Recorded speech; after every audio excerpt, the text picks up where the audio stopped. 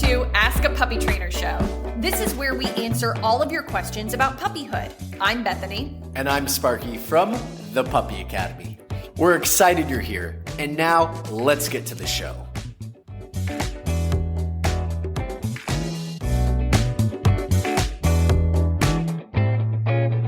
All right, guys, welcome to episode 198. You didn't even know what it was, did you? No, I had to look. I don't know what it is. The sheet tells me what it is. The sheet tells us. Oh my goodness. Okay, we are going to dive right into some questions. Do you remind people how to submit questions? Dusty, sit. Nope, out. I like how he listened to you. He listened after looking at you and you didn't acknowledge him. Yeah, he often doesn't listen to other people, which is something I Well, like also, about him. I like to talk sweet to all of our trainer dogs, and whenever I talk sweet to him, Bethany's like, "Oh no, he's a real dog. You tell him what to do, and you sound mean when you do it." Yep, that's he requires Dusty. it. He's a border That's collie. what I love about him. Okay, guys, you guys can submit questions through direct messages. Yep. And you can comment questions on the videos. We try to pick those up all the time, especially on YouTube. I'm going to start with whining? Rex the Bearded, and it was on one of our YouTube videos that was about should you check in on your puppy during crate time? His response to it was, need tips on how to properly crate train my pup. He's 2 months and doesn't really want to leave me alone, and he's a Frenchie mix, so I know a little about them, but not much. If anyone has any advice on how to handle this situation, differentiate the cry for attention from crying for the restroom. That does take time to figure out. It takes a few days to notice the difference. One thing we always recommend, and if you've been here, and I recognize your name, so I know you have, you are already on the schedule, and if you're not, shame on you, because you know I'm going to tell you that. You got to get him on a schedule. If he's 2 months old, 8 weeks old, I mean, gosh, you're probably only doing about 1 hour in the crate and maybe 20 to 30 minutes of free time out of it. Mm-hmm. And that's not because you don't want to spend more time with him. That's because he can't mentally and maturity wise handle too much time out of the crate without getting overstimulated, a little bit of cranky. Have some activities when he comes out of the crate. First thing he does coming out, we take him outside to his potty area. I put him in the spot I want him to go. 8 weeks old, you may not be going outside. If you're using a potty pad and he's not hitting the potty pad every time, get a little playpen, and you can literally set the playpen in a tight square just to fit the perimeter, the diameter of the potty pad. Bethany's kind of a stickler for this too. She always recommends doing a triple, 1, overlap 2, third one goes behind those for 3, so they're overlapping, and they're slightly going outside the playpen in case he pees and it kind of leaks out. It just catches it, makes your cleanup job a little bit easier. And you're going to set him in that playpen. This is going to sound weird. I want you to even keep a leash on him. I know it sounds weird. I do this for Frenchie's young because they tend to bite the crap out of the leash when they don't want to do something. I just get them used to it, and then after leash goes on, they go in the playpen. I just kind of hold it while standing next to them because that's what I'll be doing outside in 8 weeks when I have a 16-week-old. Yep. And eventually they potty. Good boy. Good potty after the final drop has left him. If you want your potty training still, give a treat for that if you're doing that. Bring him out, and then you guys have your free time. Walk, play, training. You got a bunch of stuff you can do, and all of that is in our online school if you want to get a little bit more information about it. Yep, I agree. I'm going to jump into some questions that we had off of a video of you that's doing well. It is how on TikTok, I'm sure it's on Instagram too, probably set up the same way. How long should a puppy stay in their crate? Man, people are arguing with us about this. People love to argue about crate stuff though. Okay. Crate stuff is so vast and there's so many different opinions. We love the crate arguments. Wait, I want to go to the video too. How do I go to the video? She actually showed you all of where it was. I'm not going to re-show you. Okay, I think this little newbie has had it. He's watching dogs go by and stuff. He's like, I want to be Everyone listening to part of the Bethany's new mic, action. all they hear is, that's literally right in the mic. Okay. Someone says, the Irish cottage. How cute. I've really confused my 11-week-old. She sleeps in her crate from 10:30 p.m. to 6 a.m. Then we take her to potty. No accidents in the crate. I check every morning. She's fed 3 times a day. Last feeding 6 p.m., access to water until her last toilet time. I would remove that part of it if you're struggling with potty issues. We typically remove water 3 hours before bedtime, and if we play with the puppy, that young, if we play with the puppy, just give them a piece of ice in a bowl, and if they're really trying to get at it, they'll get a little bit of water, they'll be okay. The crate door is open from 6 a.m. for the day. She goes in and out. by herself. Okay.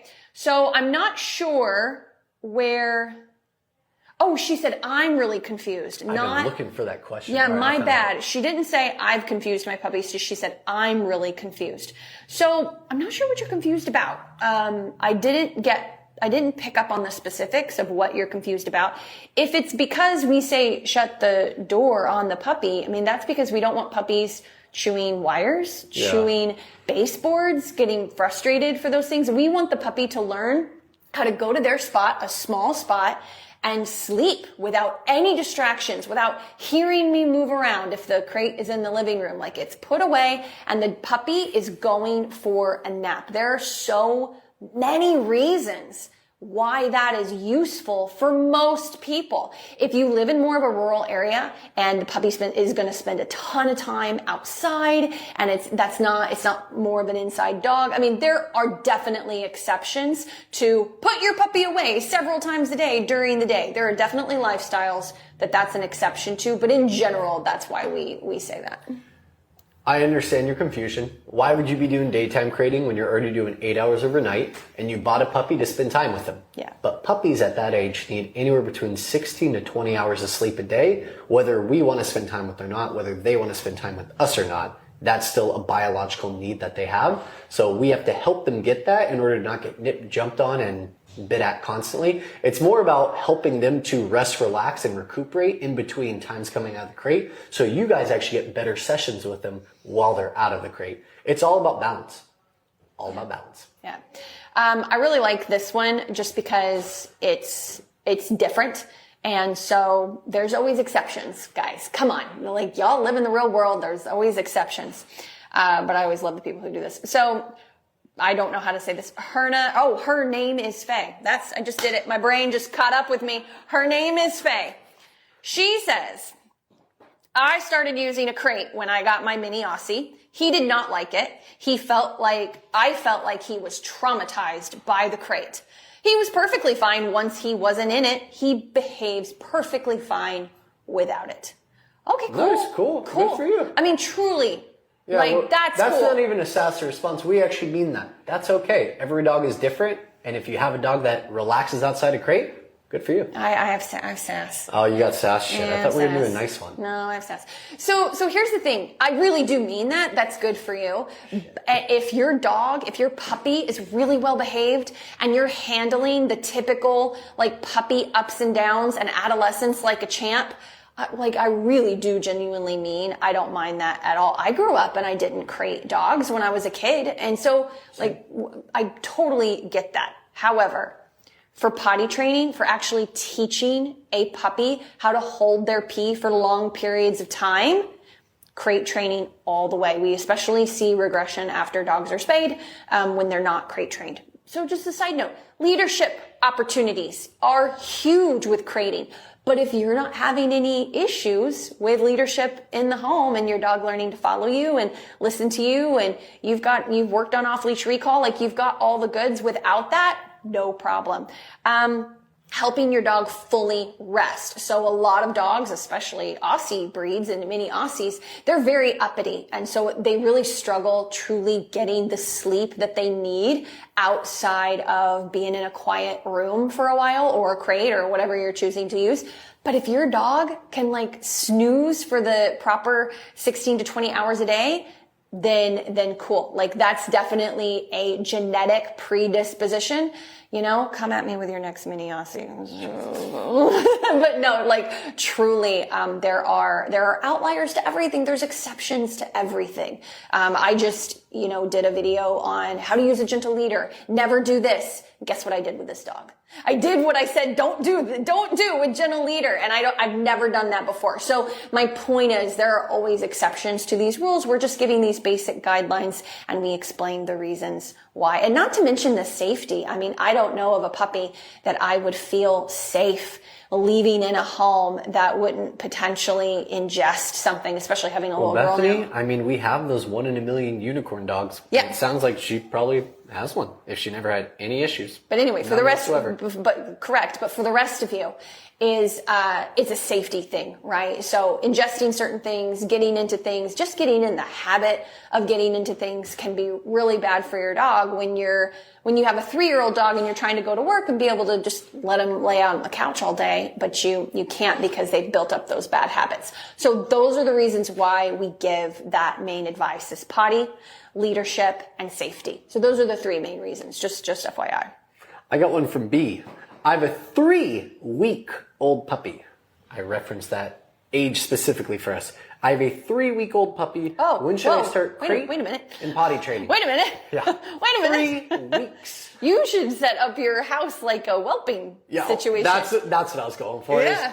I'm passing this to you because you know a lot more about like the whelping boxes and stuff. This is like a breeder situation more than anything. Yeah, I would definitely treat it like a breeding situation. I would like to know the answer too, so I'm here for it. Okay, so for the potty training, Just for the 3-week-old puppy, that's young. Like that's not even, you're not training, you're lifestyling. Yes, yeah. I would think really hard how you want your puppy to be when they're older, because it'll make it easier if you do like a whelping box situation, which you can do on the cheap. You don't have to have something fancy. You just need an area where they hang out. And then that area has like a small walkthrough to wood chips, paper, puppy pads, newspaper, puppy pads, or you can go to Amazon and actually get monthly grass sent to you, at least in the States. I mean, I can get it in SoCal for like $35 a month. I can get a grassy patch. That is what I would recommend, is set up a playpen scenario and then it links to another playpen. That's the cheapest way to do it. I think it is. They also have puppy apartments, which we don't suggest for long term, but because you have... They're a lot more compact, a lot more close together. Yeah, not as much true. of a distinguishment. That's true. But it doesn't have to be. It's not a litter of puppies. True. So it doesn't have to be. It's one puppy. So that would be perfectly fine.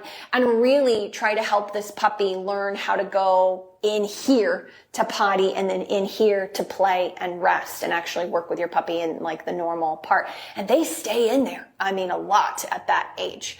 And I would just go online and look at the way breeders work on desensitizing puppies to handling. They hold them upside down. They hold them like a baby. They play light strobing stuff and noises on the regular. They're not coddling them either because it could create some separation anxiety, genetic predisposition. Which is hard to do. Like you're not an owner right now. You're a breeder. You're a mother. You're a mother of a puppy as if you were the dog, and dogs don't really give too much affection to their puppies. Yeah. It's nurture and nature. And you're setting this puppy up, to potentially go to someone and be, as well balanced as possible at that 8 to 10 week age. So if you think of yourself like that and do some research in that mode, that could go a really long way into helping you know what to do. Crating, I would gravitate to pretty quickly, actually. By the 6, 7, 8 week mark, some breeders will go ahead and take their puppies and start to put them in a crate separate from the other area that I mentioned, just 30 minutes a few times a day, just to start working on that. They can't really potty train them in that regard yet. I mean, maybe they could. I know there's an exception to every rule, as we just went over, but in general, you could expose them to that in as little as 3 to 5 weeks, but just for little bits during the day. And then by the time the puppy is like 8, 9, 10 weeks old, you've switched fully to a crate rotation. If you're doing good in the other situation. This is a weird one. I would definitely wait till the puppy is doing pretty decent in the area that you've set up for them before transitioning them to crate. I know our online school would help you, but it's not even going to help you right now yet. Like, it's more of like it's going to help you when your dog is about 7 to 8 weeks old. 7, 8, yeah. I would honestly look for a program. You should check out ours. Ours is pretty darn good. It's a good price right now. Just saying. Just saying. It's going to help you when your puppy hits 7 weeks old and you want to start watching these videos now for the next 4 weeks. Yeah. So you start saying, oh, my puppy just mouthed me for the first time. What should I do? Yeah. It's not leave it there so she can chew on it and teeth. It's replace, redirect. Like you gotta know what to do when these situations start popping up. Yeah. Those videos can help you. Yeah, I agree. Okay, let's do TikTok. let's do some Instagram questions. Because I was on TikTok, I didn't get to see them. Ricky, could you read them? There's a few in the beginning, if any are relevant. Yeah, there's a few. Could you discuss how to get your 5-month-old Dalmatian puppy to stop crying constantly? 5-month-old Dalmatian puppy to stop crying constantly. Tough. They tend to be a pretty anxious breed as puppies. Yeah, till like 9 months old. Yeah, they're not like Weimaraner level, but they're like in this. I actually think they're worse than Weimaraners. You do? I think they're way worse. Is that because they're more pushy and strong-willed? Weimaraners tend to be like that inside the crate when enclosed. Okay. Dalmatians tend to be like that outside the crate if you're not paying attention. You're right. He's right. It's different. It's That's like the opposite, but I think Weimaraners are way worse in the crate. In general, than yeah. a Dalmatian. No, I agree with that. But we don't know if it's crate or outside of crate. Could you... We do need the clarification. Yeah, could you text us back? Could you text us back and let us know? How to get a dog from eating grass? Oh, age? Do we have age? If it's a dog 6 months and older, and you feel like you've put in the foundation, you've done the sit down stay, they can do it on the sidewalk in front of your home, they can do let's go turns and take food. If you've done the foundation, just get something with head control and train them on that. That would be my suggestion. Otherwise, you need to create a food maniac to counteract that and be watching them constantly, which I've absolutely done with a dog. Did that with my little dog Happy when she was younger. And it had some positives and it had some negatives to doing that. You got to see how far gone your dog is. That also matters too. If you take your dog outside, whether you bring crack, it's not going to matter if your dog's focus is so strongly for the dogs. So if you can't get your dog to take food outside, I see some parts. You mean grass? Grass. When you can't get your dog to take food around these items that are really difficult to work around, then you actually have to backtrack away from them first, train them a few feet away to 10 to 20 feet away at a distance so the smell isn't as strong. When your dog starts taking food and you can do it normally, regularly, then you're starting to increase or decrease the distance to the item until eventually you can do it on the item, the grass. Now, if we're talking about something really low key, like they just munch, they like to lay in the grass and munch on it. Just walk in. Yeah, you could just walk into them and give space, but then they're just going to lay down and do it again, I would say. Sure. You know, everyone is like, oh, it's diet. I have tried so many different diets with my dogs. I have 2 dogs that are grass eaters, and I've tried so many different diets. Sometimes they legitimately are doing it because they don't feel good, and then they'll throw up, and that makes them feel better. But then they just do it to do it, and they don't throw up. They just eat grass. It's habitual too. It can become habitual. Yeah. Anything that they do regularly just becomes habitual. And so I have 2 lazy munchers, munch. I have tried a lot of diet changes with them, and sometimes I've seen some improvement, and sometimes I've seen none at all. It can be challenging. The biggest improvement I saw with my dog is, first of all, like, what's the dog's diet like? Are they on just a kibble? You know, because there's probably some things missing from there. And so that could be one thing that you could look into potentially. I'm trying to remember the name. I think it was Volhard, Volhard, I think Volhard. They have a vegetable medley that you can get, and it's not cheap. That's the best thing I found, for my dogs. They just don't need as much as they used to when they're on it. And yep, Volhard Nutrition. Yeah. But yeah, it's a pretty penny. Looks like it might be a little pricey. It's a pretty penny. They got a nice website. And it's just the vegetable patch that I tried. But again, all my other dogs, like diet stuff, I think was in check, you know, so they're on a really, really high nutritious diet. So I don't know, something to think about. Okay. It's also really good for, vaccinations and also for avian flu and a lot of the things that dogs are getting from a young age. It helps with that. Like parvo, distemper, giardia. What do you mean helps with that? It ups their resistance to it. I couldn't think of the word. Resistance. How does it help with that, Sparky? Bethany, you're supposed to throw the word in so I could bounce off the word because I forgot the word. Sure. Well, it's the same with kids. Like they say there's certain things like kids should and shouldn't be having when they get their vaccinations to help the body deal with it as well as up the immune response. So it's there's the same thing. There's a lot of really good stuff in this. Same thing. Like stuff that people have to add themselves because companies don't make it yet. Volhard is solid. This is cool stuff. But it's also... Okay. The follow-up to the Dalmatian that whines, 5 months old, is she cries no matter what. Yeah, Sparky nailed that one. Sparky nailed that one. What if I'm holding her if she's alone? What if, no matter what, if I'm holding her, if she's alone, even when she's outside sometimes. Okay, got it. Bethany, you love this one. Yes. This is yours. Well, I can't even begin. I mean, do we have 20 minutes? No, we don't. Yeah, why have not? 20 We started minutes. like 6 months late. Just hit 'em. I mean, just to be honest, when it comes to stuff like this, it's like a whole, for me, not, it doesn't have to be for you, but for me, if you're a client coming to me and these are the issues, for me, it's like a whole reset. She's a 5-month-old hunting dog. How much exercise is she getting? How much mental work is she getting? You know what I mean by mental work, guys? I don't mean teaching, sit down, stay calm, give paw. Those are so easy for puppies. We're talking like, can your dog go on place? Oh no, you want that one. Go. Oh no, I'm talking about how are you teaching no? So place is an excellent one. That's what we use all the time. We teach place and then we move away and the puppy steps off and we move in. And we're communicating, not right now. You're teaching spatial pressure. Not right now. And it's a no, it's communication, but it is a form of a no, not right now. You can't get off right now. And then we're doing that outside. And then are you just going places, which could be the front yard and the backyard right now, and just stepping on the leash, and with like a little bit of slack and just ignoring your dog or holding the leash and just ignoring them and see if they settle. They can't go this way. They can't go this way. They can't go this way. They're just a behavior. It's a behavioral. They'll bite the leash. They'll try to paw at you. They'll start jumping. Any jumping is a no. Anything. Any jumping is a no. Any mouthing is a no. And then you go back to ignoring them and then they settle.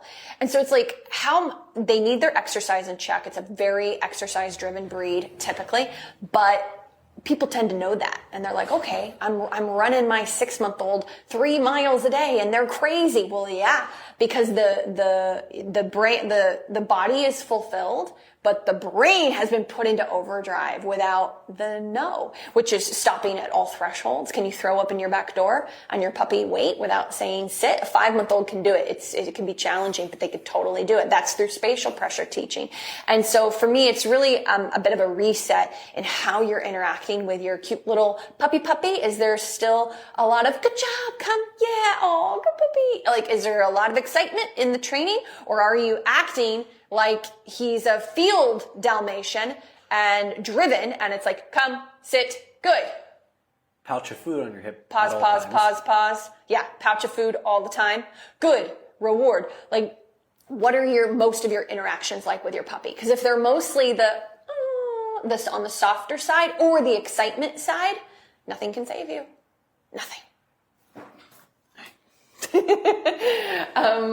can do another one. We got one more in us. Do you have any from Tickety Talk that you want to do? Did we? I didn't see. Oh yeah, we did have one over there. We have quite a few actually. Oh no, not that one. The regular Tickety Talk. Oh, they won't show up for me because I'm not on the live. Okay, sorry, Tickety Talk. How to introduce a 12-week-old cattle dog pup to horses. 12 weeks old. So we're still talking the baby range, but if there was ever like a breed of baby dog that uses their teeth to communicate, it is a cattle dog. Very different than border collies, which I've got right here. Border collies stare and cattle dogs bite. She hates it. You only pick the ones that are for farm dogs. This is like the only farm dog one we've had. What are you talking about? What are you talking about? She hates it when horses come towards her on the ground. Well, yeah. Those things are big, man. Yeah, that makes scares sense. the crap out of me when they come close to me, too. I'm not sure what you mean by that. I think I need more information. She's particularly doesn't like it when the horses come toward her on the ground. That makes perfect sense to me. So if you mean she's not social and doesn't walk up to the horse as it's walking up to her to touch noses, my personal opinion is like this breed isn't geared towards that. In the first place, they're more like gonna watch and observe and like see if they want to do anything about how the horse is behaving. I don't like the flight response though. So here's the horse. This is my horse. This is your dog. Woof, woof, woof. Man, I've been spending way too much time with my little girl. You did the sound of the wolf. You did the wolf sound. Oh God. What sound does the horse make? We're so into that right now. I have a 22-month-old. You have no idea. Anyway. Do you call her a 22-month-old? Yeah. Why don't you just say almost 2 years old? I don't know. It's a baby thing. I don't know. It's a baby thing. Anyway, because there's so many milestones they go through. Okay. Anyway. Okay. So if the horse is going towards your puppy and your puppy is hightailing it out of there, that to me is a legit problem. Because it's a flight response. It's You're a scared. flight. Yeah, it's a flight response. But if the fear response you're seeing is the puppy is navigating around and watching the horsey go, I think you're totally fine. Keep an eye on it. Do some confidence building. I'd teach place inside and work on it outside as soon as possible. But if that puppy's in place command and that horse heads towards the puppy, I would do it on the other side of a fence to start with, and in the barn, when the horses are up as well. But if that horse hightails it towards your puppy in place, that puppy should be allowed to move away for sure in this circumstance. And I would do a lot of targeting. Dogs do really well with being on higher surfaces. They build comfort much faster usually, and they'll be more focused and take food generally. And so having your little puppy hop up on higher surfaces, if you've got some of those big wheel wells sometimes that are wooden, you could just pluck them up and don't let them fall off. Pluck them up and put them right on top of there and work on your sitting down, around the horses. Things like that would be one of the things I would do. Don't force your puppy to stay in that spot. If you're getting a full-on flight response, backtrack. You're not ready for it yet. Yeah, a lot more foundation with other things. Horses only on the other side of the gate. I do it the same way. I teach dogs to exist outside the dog park. As long as my dog's not running away from that fence or charging it, we're doing more existence work by it. Yeah. Like get the puppy to respond to you with the trigger on the other side of a fence, because the dogs aren't dumb. They know that I'm safer because the horses are in their stall or they're behind a fence. I'm learning a little bit here too, so I'm going to ask you some questions. Sure. So we always advocate for our dogs when it comes to other humans, like petting them and other animals coming near them. Would you advocate for the dog's position, being on place as a designated area, and advocate by stepping in front of the horse to create like a spatial wall? What an excellent suggestion. So I have a session this weekend and they have a horse. I'm going to implement it. So I wouldn't necessarily do that for a 12-week-old, because the moment I turn my back on that 12-week-old, they're going to bolt and I'm moving the horse away. And if I do have the leash, which I highly suggest you're doing this on a leash, I'm going to be pulling the puppy most likely. But if you're not getting a full flight response and you're just getting a slightly nervous, slightly unsure, overly inquisitive, get out of the way kind of dog puppy, absolutely, you can tell the horse to move on. It's not the same as it is with dogs. I figured as much. They're flighty. Takes a little bit more spatial. Well, it depends on the horse. They're more flighty, and so you're not moving in strongly like you would to reset a dog. You're just walking into them and just kind of go on. And if they're sensitive, they will turn and go away. If they're not sensitive, they'll come right up to your hand and make you push them. So either way, you don't want to charge in the way we do with predators, the way we do with dogs to a horse, because they're flighty. They're flight, right? They can be also flighty. Turn and kick. They can be flighty. Well, I mean, yes, they can. We had a dog that got kicked in the face by a horse. That's broke half his face. It's horrible. Really? We're going to end on that note. I need them to know if they have horses, it is a safety thing. If they have horses and dogs, they already know. Trust me. Bowie's still beautiful. They probably all have at least one broken bone. Bowie's still beautiful at heel. Don't worry. Okay. All right. Have a wonderful week, guys. We'll see you next week. Anyway, guys, so glad to have you here. Talk to you later. Thanks for tuning into Ask a Puppy Trainer Show. We hope you found some advice that you can use to help make puppyhood a little easier. Don't forget to join us live every Wednesday at 1 p.m. Pacific time on Instagram or TikTok at The Puppy Academy. This is where you can get a chance to ask your burning questions in real time. And if you want even more puppy guidance, visit our website at thepuppyacademy.com for info on joining our online puppy school. If you enjoyed today's episode, please consider subscribing to our podcast and leaving us a review. These reviews let more people find us and supports us on our mission to help as many puppy parents as possible around the globe. Thanks for listening, and we'll see you in the next episode.